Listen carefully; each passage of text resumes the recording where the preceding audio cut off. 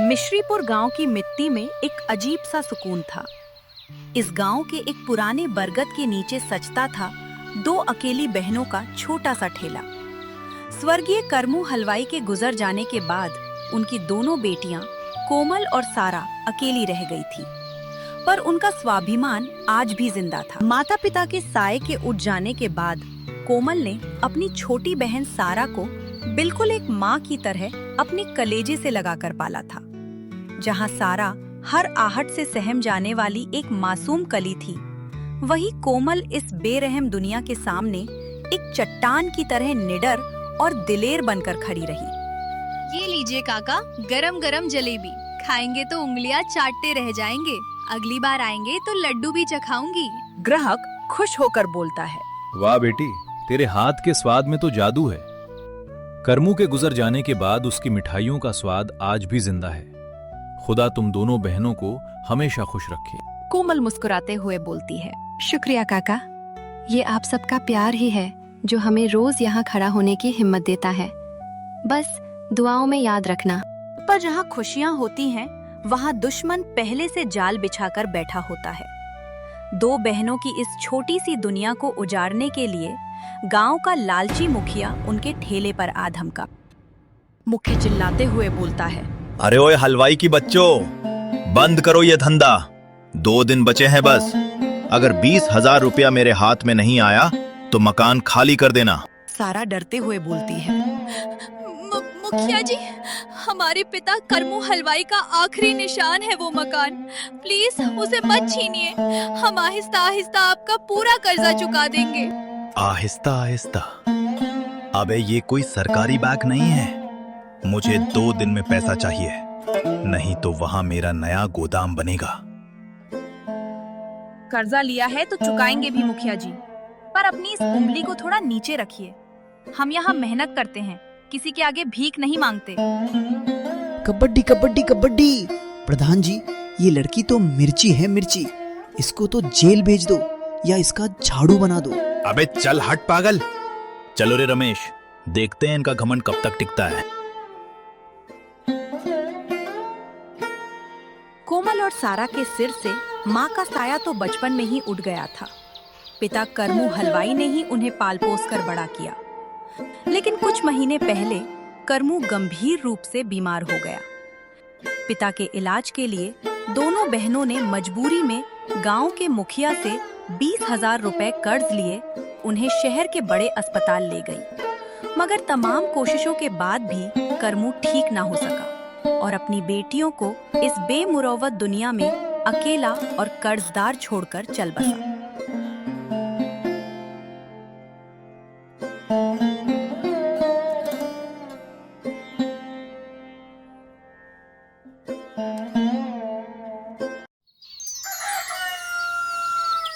आज मुर्गे की पहली बांग के साथ ही जब पूरा गांव गहरी नींद में सो रहा था, कोमल और सारा ने अपनी थकती आंखों को झटककर बिस्तर छोड़ दिया।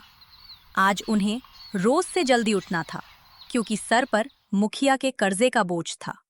आज उन्हें दुगनी मेहनत करनी थी, दुगना माल बनाना था, ताकि वो हर हाल में ज्यादा पैसा कमाकर उस मक्खी चूस मुखिया का कर्जा चुका सकें। दीदी, आज दुकान पर ना जाएं तो क्या नहीं चलेगा? कल मुखिया जी की आंखें बहुत बुरी थीं। वो बार बार हमारे घर की तरफ देख रहे थे। मुझे बहुत डर लग रहा है दीदी। डरने से पेट नहीं भरता सारा। अगर आज हम कदम पीछे हटा लें तो मुखिया का हौसला और बढ़ जाएगा।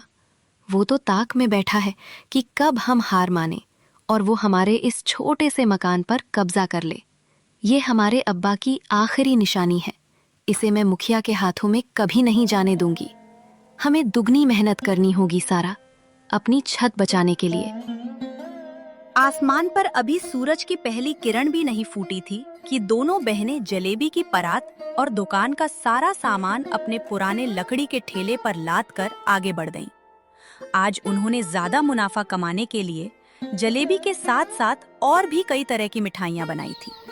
उनके कदमों में थकान थी, पर आंखों में अपना घर और इज्जत बचाने का जुनून। सारा खुशी से मुस्कुराते हुए बोलती है। दीदी, आज तो हमारा थैला चमक रहा है। खुदा करे कि आज हम ये सारी मिठाई बेच कर ही घर जाएं। अगर रोज ऐसा ही रहा ना तो हम जल्द ही मुखिया के सारे पैसे उसे वापस कर देंगे। हाँ सारा, और ये तभी होगा जब हम किसी से डरेंगे नहीं, बल्कि उनको उनके नापाक इरादों में फेल कर देंगे। हाँ दीदी, आप सही कह रहे हो। कुछ ही देर में उनके छोटे से थैले पर ग्राहकों की भीड़ उमड़ने लगती है। धीरे धीरे लोग आते हैं और मुस्कुराकर मिठाइयाँ लेकर जाने लगते हैं।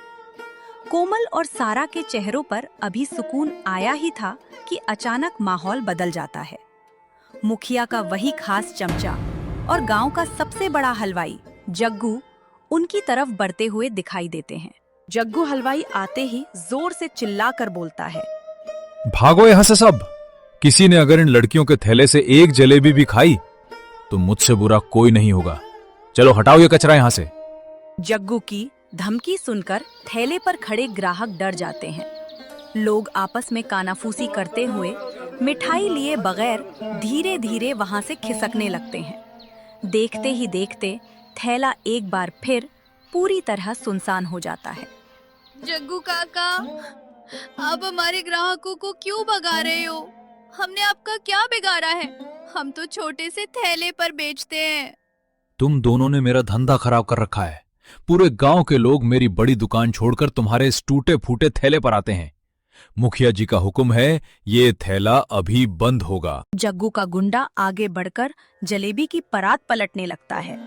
कोमल बिना डरे तेजी से आगे बढ़ती है और मिठाई काटने वाला बड़ा और तेज चाकू उठाकर सीधा उसके चेहरे के सामने तान देती है। खबरदार रमेश काका, अगर हमारे थैले के एक बर्तन को भी हाथ लगाया तो इस तेज चाकू से तुम्हारा ये हाथ यहीं काट कर रख दूंगी। ये रास्ता सरकारी है, तुम्हारे बाप का नहीं।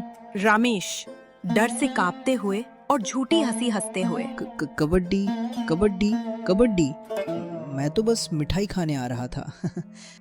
बड़ी जुबान चलती है तेरी।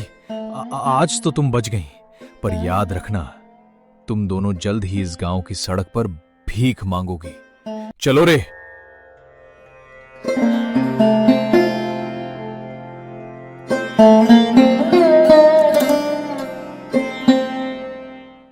थैला बंद करके दोनों बहनें घर लौट आईं। घर में खामोशी और मायूसी का ऐसा माहौल था जैसे घर काटने को दौड़ रहा हो। सारा चारपाई पर उदास बैठी सोच रही थी कि अब आगे क्या होगा। दीदी, अगर जग्गू और मुखिया के डर से ग्राहक आना बंद हो गए, ऐसे तो हम 2 दिन या 2 महीनों में भी कर्जा नहीं चुका पाएंगे। ऐसा लगता है हालात हमारे इम्तिहान ले रहे हैं। हिम्मत मत हार सारा, रात जितनी भी काली हो सवेरा जरूर होता है। तू थोड़ा आराम कर, मैं कुएं से मटके में पानी भर लाती हूँ, फिर दोनों मिलकर खाना खाएंगे। कोमल मटका कंधे पर उठाए कुएं की तरफ चल पड़ती है कि रास्ते में उसे ढोल बजने की आवाज आती है और बहुत से लोगों की भीड़ नजर आती है। ये देखकर अचानक उसके कदम रुक जाते हैं। वो देखती है कि वहाँ बहुत भीड़ जमा है।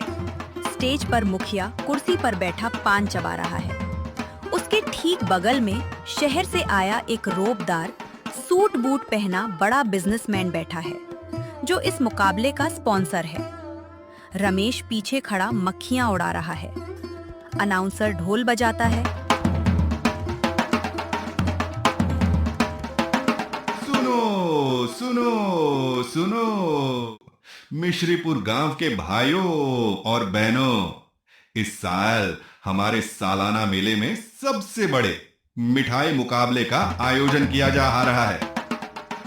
हमारे बीच शहर के मशहूर बिजनेस टाइकून और फूड इंस्पेक्टर तशरीफ ला चुके हैं।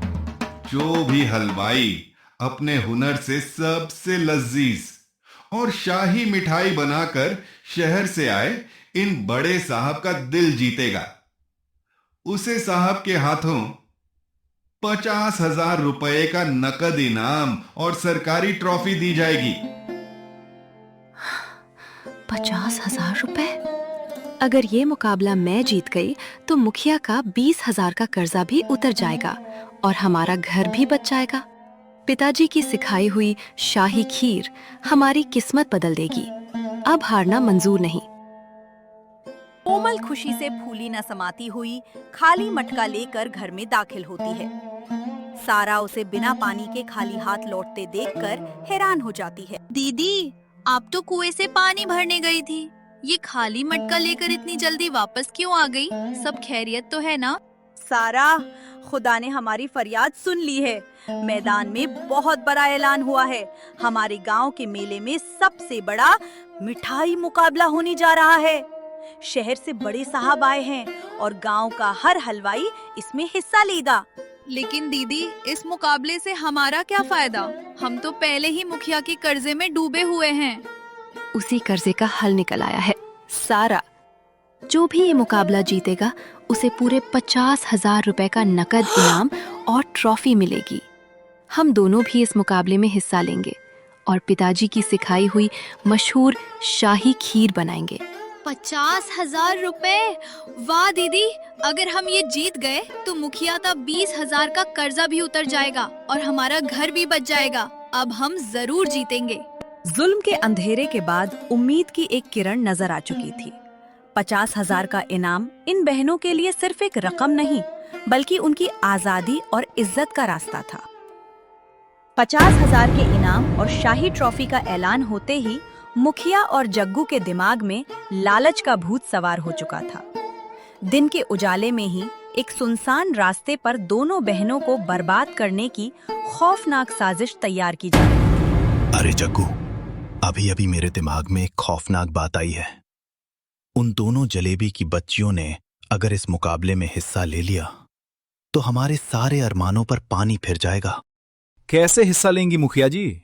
इस गांव का सबसे बड़ा हलवाई मैं हूं। ये 50,000 का इनाम और शहर के बड़े साहब की ट्रॉफी सिर्फ मेरी है। मैं उन मामूली लड़कियों को जीतने नहीं दूंगा। तू बात को समझ नहीं रहा है जग्गू। मुझे पूरा यकीन है वो आज रात ही मिठाई बनाकर रख लेंगी और वो जरूर अपने बाप करमू हलवाई की मशहूर शाही खीर बनाएंगी।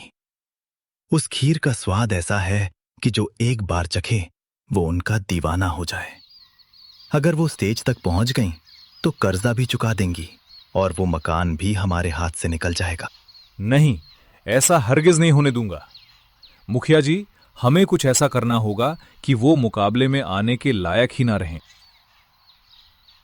ऐसा करते हैं, आज रात जब वो दोनों सो जाएंगी हम उनकी खीर का मटका ही चुरा लेंगे। फिर वही शाही खीर मैं अपने नाम से मुकाबले में पेश करूंगा। जीत भी मेरी होगी और उनका पत्ता भी साफ। कबड्डी कबड्डी कबड्डी। हाँ प्रधान जी। वाह जग्गू भाई, रात के अंधेरे में मैं चोर बन के उनके घर में घुसूंगा और खीर का मटका चुरा के सीधा जग्गू भाई के हवाले कर दूंगा। उन्हें पता भी नहीं चलेगा। शाबाश रमेश, इस एक तीर से 2 निशाने होंगे। खीर जग्गू की हो जाएगी और मकान मेरा हो जाएगा। रात का आखिरी पहर था। कोमल अपने परिवार के भविष्य को बचाने के लिए पिछले कई घंटों से शाही खीर पका रही थी। उसके हर एक चम्मच में उम्मीद और मेहनत का स्वाद था। पिताजी हमेशा कहते थे कि शाही खीर में असली स्वाद तभी आता है जब इसे धीमी आंच पर पकाया जाए। दूध गाढ़ा हो चुका है, जाफरान की खुशबू भी आने लगी है। बस अब ये तैयार है। खीर बनने के बाद कोमल मटके को काउंटर पर रखकर सोने के लिए चली जाती है। कोमल और सारा चैन की नींद सो रही थी, लेकिन उन्हें नहीं पता था कि मुखिया का चमचा रमेश उनकी खीर चुराने के लिए घर के अंदर आने वाला है। वाह रमेश, तेरी किस्मत तो देखो, दरवाजा तो पहले ही खुला हुआ था। इन बेवकूफ लड़कियों ने दरवाजा बंद ही नहीं किया। आज तो चोरों के बादशाह रमेश का काम बहुत आसान हो गया। आहा, सामने ही खीर का मटका रखा है। खुशबू तो ऐसी है कि दिल कर रहा है यहीं बैठकर सारी खीर चट कर जाऊं। लेकिन प्रधान जी, मेरा कच्चा चबाए उससे पहले इसे लेकर भागना होगा।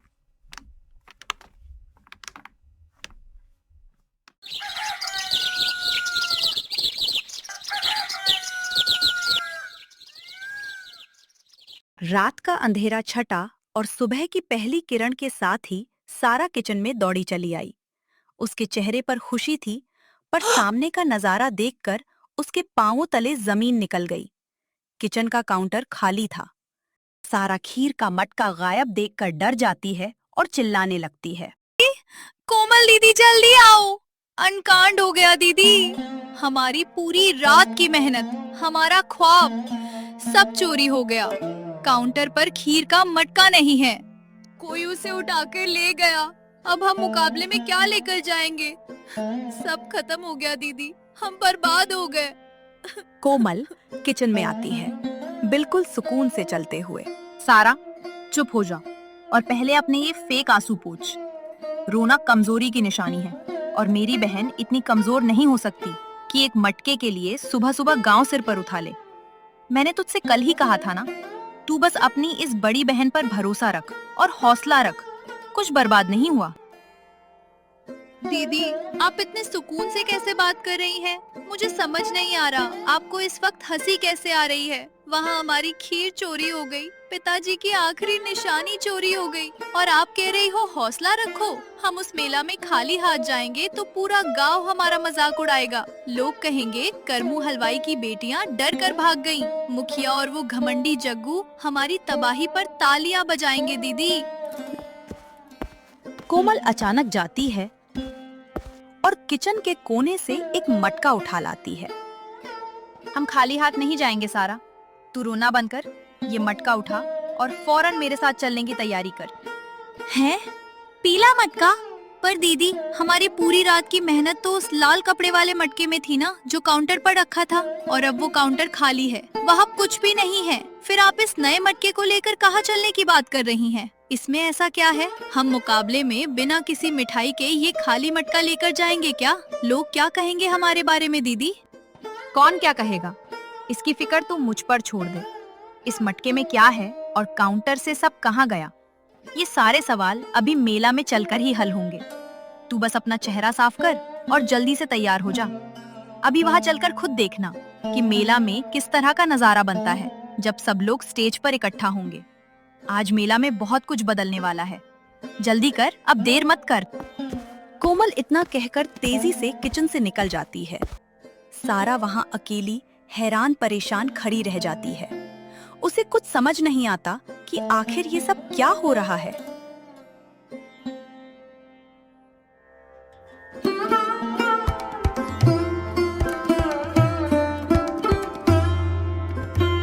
मेला पूरी शान से लग चुका था। मुकाबले का मैदान तैयार था और पूरे गांव के लोग इकट्ठा हो चुके थे। स्टेज के सामने टेबल पर सोने की तरह चमकती हुई एक शानदार ट्रॉफी रखी हुई थी, जो आज के विजेता को मिलनी थी। मुखिया और गांव का सबसे घमंडी हलवाई जग्गू उस ट्रॉफी को देखकर अपनी जीत का जश्न पहले ही मना रहे थे। उन्हें लग रहा था कि उनका रास्ता बिल्कुल साफ हो चुका है। मुखिया जी, आज तो मेला में सिर्फ मेरे नाम का डंका बजेगा। वो दोनों छोरियां तो अब तक घर में बैठकर रो रही होंगी। रमेश ने काम बिल्कुल पक्का किया ना? बाद में कोई लफड़ा तो नहीं होगा? अरे जग्गू काका, जब तक ये मुखिया जिंदा है तुम्हें फिक्र करने की जरूरत नहीं है। रमेश का काम एकदम सॉलिड होता है। चोरी करने में इसका कोई हाथ नहीं पकड़ सकता। आज तुम्हें जीतने से कोई नहीं रोक सकता। और जीतने के बाद जो मधुबन स्वीट्स का कॉन्ट्रैक्ट मिलेगा, उसमें से मेरा हिस्सा याद है ना? बिल्कुल मुखिया जी, आपका हिस्सा आप तक पहुंच जाएगा। बस एक बार उन दोनों बहनों का पत्ता साफ हो जाए। तभी भीड़ को चीरते हुए कोमल और सारा पूरे कॉन्फिडेंस के साथ अपना पीला मटका लिए आती हैं। उन्हें देखकर मुखिया, जग्गू काका और रमेश तीनों के होश उड़ जाते हैं। अरे ये क्या बवाल है? इनकी खीर तो रमेश रात को चुरा लाया था, तो फिर ये यहां नया मटका लेकर कैसे आ गई? आखिर इतनी जल्दी इन्होंने क्या बना लिया? अबे ओए रमेशवा, तू रात को खीर चुरा के लाया था या वहां किचन में सो गया था? वो देख, वो दोनों तो मटका लिए घूम रही हैं। प्रधान जी, जग्गू काका, मैं कसम खाता हूँ मैं वही मटका लाया था।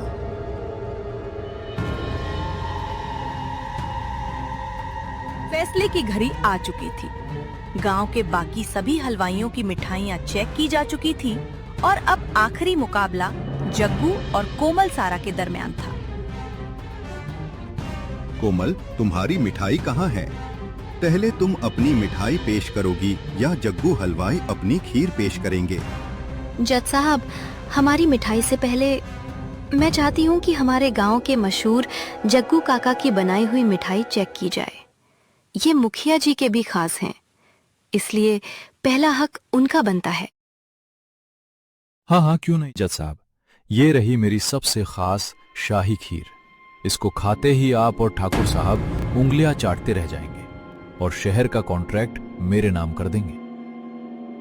थू थू, ये क्या बेहुदा मजाक है? यह खीर है या जहर? यह तो बिल्कुल कड़वी नीम का रस है। जग्गू, तुम लोग फूड इंस्पेक्टर को जहर खिलाकर मारना चाहते हो। इसमें ढेर सारी नीम मिलाई हुई है। इतनी घटिया और कड़वी खीर।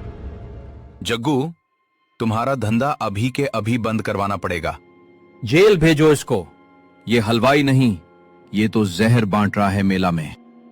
पूरे गांव के सामने जलील होने के बाद जग्गू काका के होश उड़ गए। पकड़े जाने के डर से वो अपनी जान बचाने के लिए रमेश पर टूट पड़ा। नहीं नहीं ठाकुर साहब, जज साहब, मेरी बात सुनिए। ये खीर मैंने नहीं बनाई। इसमें नीम इस रमेशवा ने मिलाई है। ये रात को मेरे पास आया था और इसने खीर में कुछ मिलाया था। ये सब इसकी शरारत है। नहीं जज साहब, मैं कसम खाता हूँ मैंने नीम नहीं मिलाई। जग्गू काका झूठ बोल रहे हैं। जो जग्गू काका ने मुझे कहा था मैंने तो वैसे ही किया। मैं तो सिर्फ खीर चुरा के लाया था, मैंने इसमें कुछ नहीं मिलाया। अच्छा, तो तुमने चोरी की है? रमेश, तुम जग्गू के कहने पर चोरी कर रहे थे? नहीं जज साहब, ये रमेश मेरा बंदा थोड़ी ना है। ये तो मुखिया का बंदा है। ये मेरा नहीं, इस मुखिया का आदमी है।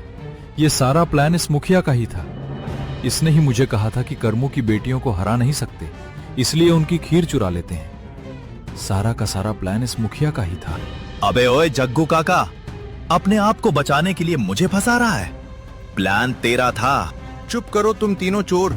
मुझे एक बात का जवाब दो। तुम लोगों ने किसकी खीर चुराई थी? किसकी खीर चुराकर तुम यहाँ लेकर आए हो?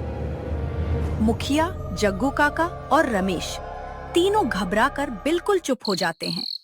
उनके मुंह पर ताला लग जाता है और वो एक दूसरे का मुंह देखने लगते हैं।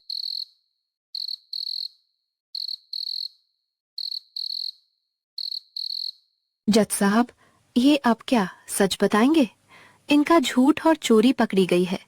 मैं आपको बताती हूँ कि असल में क्या हुआ था। कल जब मैं कुएं से पानी भर के आ रही थी तो मैंने इन तीनों को रास्ते में छुपकर बातें करते सुना था।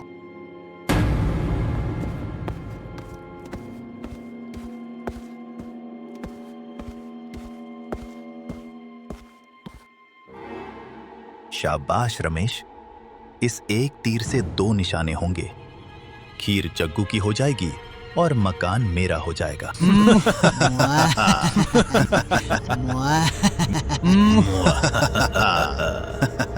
अच्छा, तो ये सब चल रहा है आप तीनों का। तो देखो अब मैं क्या करती हूँ।